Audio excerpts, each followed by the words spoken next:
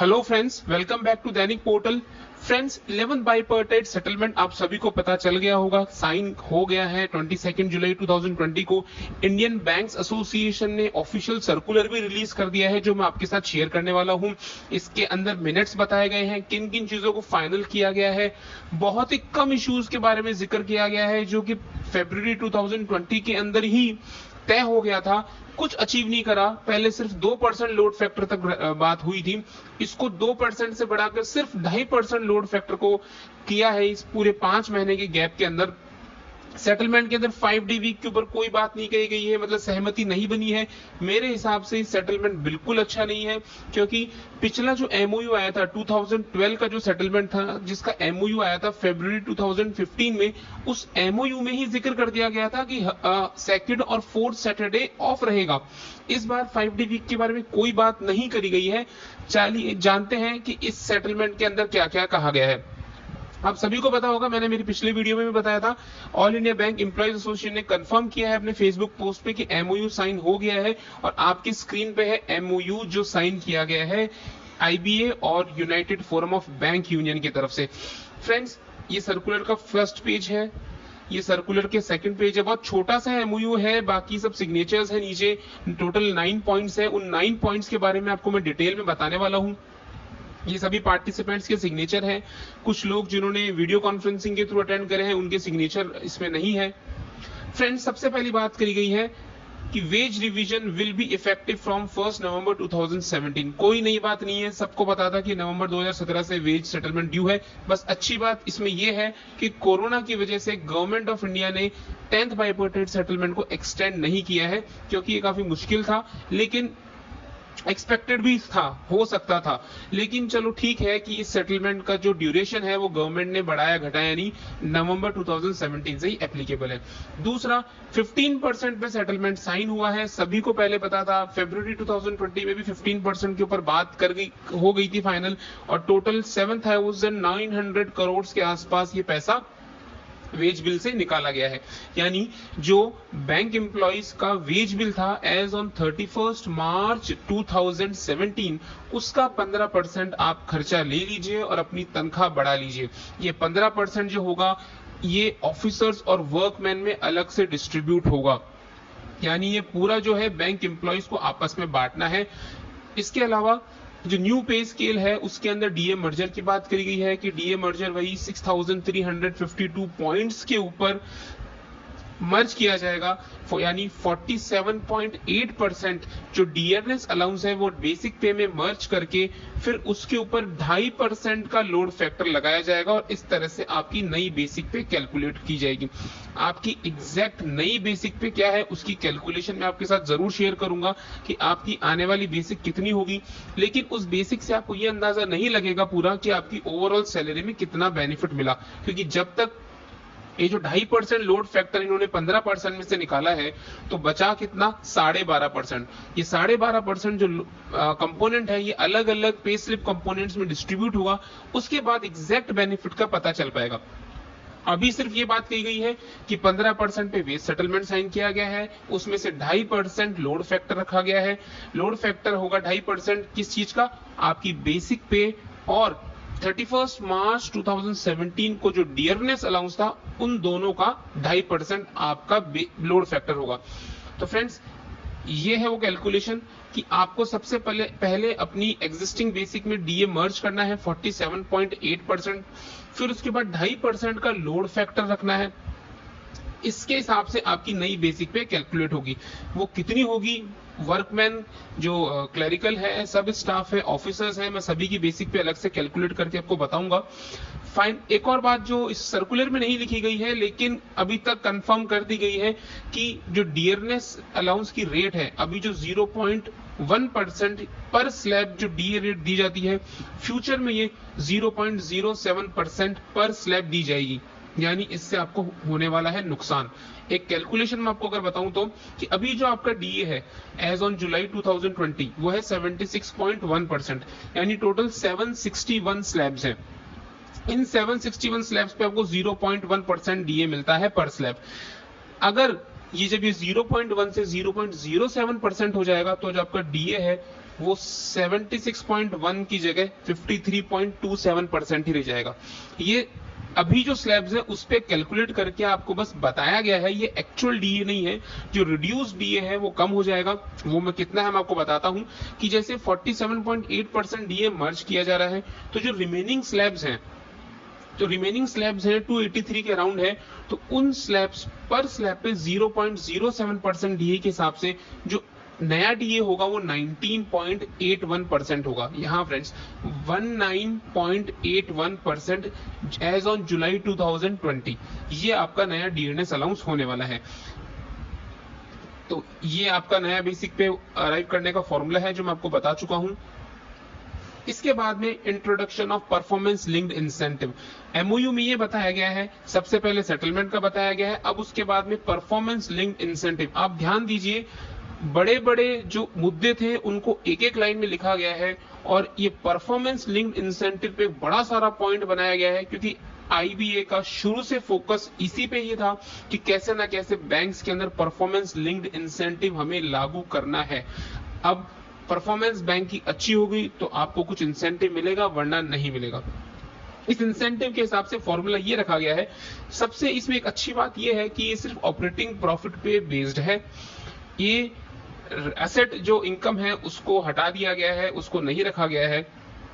Net profit को भी consider नहीं किया जा रहा, ये भी अच्छी बात है, क्योंकि ऑपरेटिंग प्रॉफिट तो बैंक कमाता है, लेकिन एनपीए होने की वजह से, उनका प्रोविजनिंग होने की वजह से जो नेट प्रॉफिट है वो कम हो जाता था, नेगेटिव चल जाता था, कई बार बैंक्स लॉस में जा रहे थे। तो इसलिए इसमें सिर्फ ऑपरेटिंग प्रॉफिट की बात करी गई है और 4 अलग अलग कैटेगरी बनाई गई है। वो 4 कैटेगरी क्या है फ्रेंड्स? अगर ईयरली ऑपरेटिंग प्रॉफिट बैंक का 5% से कम है, यानी अगर आपने मेहनत करी 5% प्रॉफिट कमाया तो भी आपको कोई इंसेंटिव नहीं मिलेगा, नील। अगर बैंक का ऑपरेटिंग प्रॉफिट 5% से 10% के बीच में है, आप किसी भी बैंक की बैलेंस शीट को देखेंगे तो अलग से ऑपरेटिंग प्रॉफिट का परसेंटेज आपको दिखा दिया जाएगा। तो अगर 5 से 10% है तो आपको 5 दिन की सैलरी, 5 दिन की बेसिक प्लस डीए, पूरी टोटल सैलरी भी नहीं, क्योंकि सैलरी में तो और भी कंपोनेंट्स होते हैं। आप अपना बेसिक पे और डीए कर लीजिए महीने भर का, उसका 5 दिन का हिस्सा निकाल लीजिए, उतना आपको इंसेंटिव मिलेगा। इसके बाद अगर ऑपरेटिंग प्रॉफिट 10% से ज्यादा है और अप टू 15% है तो 10 डेज का आपको इंसेंटिव मिलेगा, और अगर बैंक का ऑपरेटिंग प्रॉफिट 15% से भी ज्यादा है तो 15 डेज यानी आधे महीने की सैलरी के बराबर आपको इंसेंटिव मिलेगा वन टाइम। लेकिन फ्रेंड्स इसमें भी गंदी बात यह है कि जो थर्ड और फोर्थ पॉइंट है, कि जो पॉइंट नंबर 3 है जिसमें 10 से 15% का, और पॉइंट नंबर 4 जिसमें 15% की बात करी गई है, ये तभी लागू होगा जब बैंक का नेट प्रॉफिट भी होगा। यानी शुरुआत के 2 पॉइंट्स में नेट प्रॉफिट नहीं घुसाया है, लेकिन थर्ड और फोर्थ स्लैब में नेट प्रॉफिट ऐड कर दिया गया है। यानी बैंक का ऑपरेटिंग प्रॉफिट तो है, अगर नेट प्रॉफिट भी है, यानी एनपीए की प्रोविजनिंग करने के बाद भी बैंक प्रॉफिट में है, तो ही आपको थर्ड और फोर्थ स्लैब के हिसाब से इंसेंटिव दिया जाएगा, जो कि काफी मुश्किल है। पिछले 2-3 साल से आप सभी को पता है कि बैंक्स का ऑपरेटिंग प्रॉफिट कितना रहता है, उसके बावजूद उसमें से एनपीए प्रोविजनिंग कर देते हैं तो नेट प्रॉफिट तो बहुत ही कम रह जाता है, तो लॉस में बैंक चल जाता है। तो इस तरह से सिर्फ फर्स्ट और सेकंड के लिए रखा गया है ऑपरेटिंग प्रॉफिट, और थर्ड और फोर्थ में ऑपरेटिंग प्रॉफिट और नेट प्रॉफिट दोनों की कंडीशन रखी गई है, जो कि इस फाइनेंशियल ईयर से लागू हो गई है। यानी मार्च 2020 से जो फाइनेंशियल ईयर स्टार्ट हुआ है, इसी साल से आपके परफॉर्मेंस लिंक्ड इंसेंटिव लागू हो गया है फ्रेंड्स। यानी अब आपको परफॉर्मेंस अच्छी देनी होगी तो आपको कुछ इंसेंटिव मिलेगा थोड़ा बहुत। तो जनरली एक बात करें तो अगर बैंक का परफॉर्मेंस रहा तो नॉर्मली हमेशा वो सेकंड वाले पॉइंट में ही रहेगा, मतलब इस वाले पॉइंट के चांसेस ज्यादा है कि आपको साल भर में 5 दिन की तनख्वाह as an performance linked incentive मिल जाएगी। उसके बाद में 4 और पॉइंट्स लिखे गए हैं सर्कुलर के अंदर।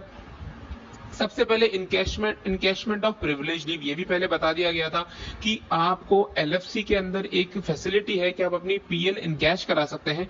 उसके अलावा आपको साल में 5 प्रिविलेज लीव इनकैश कराने की परमिशन दे दी गई है, यानी आपको 5 दिन की सैलरी अपनी ही छुट्टी इनकैश करा के ले सकते हैं।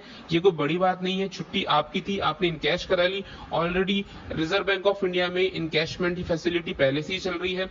इन्होंने 5 डे का पीएल इनकैशमेंट लगा के कोई नई बात नहीं करी गई है।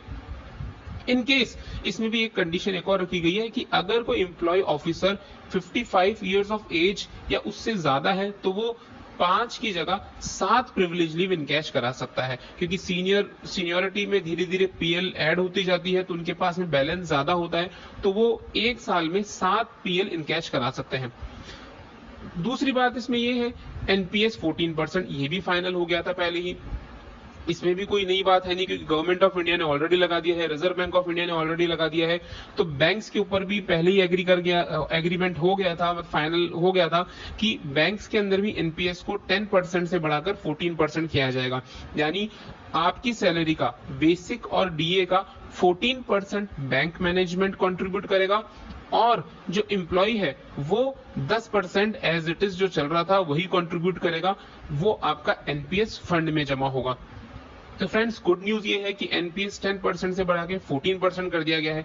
इसके अलावा 5 डे वीक वगैरह पे कोई बात नहीं कही गई है, सिर्फ ये लिखा गया है कि जितने भी अलग अलग इश्यूज हैं, जैसे merger of special allowance into basic पे एक बहुत बड़ा इशू है, 5 डे वीक एक बहुत बड़ा इशू है, पेंशन अपडेशन एक बहुत बड़ा इशू है, इन सभी चीजों के बारे में कुछ नहीं कहा गया है और सिर्फ ये कहा गया है कि आगे म्यूचुअली सेटल कर लिए जाएंगे और जैसे जैसे मीटिंग होती जाएगी वैसे वैसे इंफॉर्मेशन दे दी जाएगी।